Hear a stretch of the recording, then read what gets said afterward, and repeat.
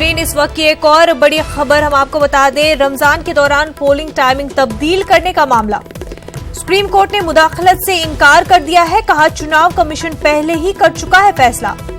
वकील निजामुद्दीन पाशा ने कमीशन के फैसले को किया था चैलेंज। इस वक्त की काफी अहम खबर नाजरीन, रमजान के दौरान पोलिंग टाइमिंग तब्दील करने का ये पूरा मामला है।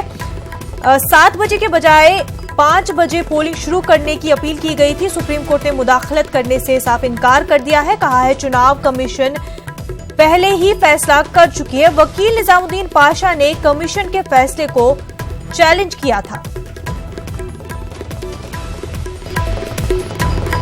इस वक्त की बड़ी खबर नाजरीन, रमजान के दौरान पोलिंग टाइमिंग्स को तब्दील करने का ये पूरा मामला है। पोलिंग को 7 बजे के बजाय सुबह 5 बजे शुरू करने की अपील की गई थी, लेकिन सुप्रीम कोर्ट ने मुदाखलत करने से इनकार कर दिया है। सुप्रीम कोर्ट का कहना है कि चुनाव कमीशन पहले ही फैसला कर चुका है। आपको बता दें, वकील निजामुद्दीन पाशा ने कमीशन के फैसले को चैलेंज किया था।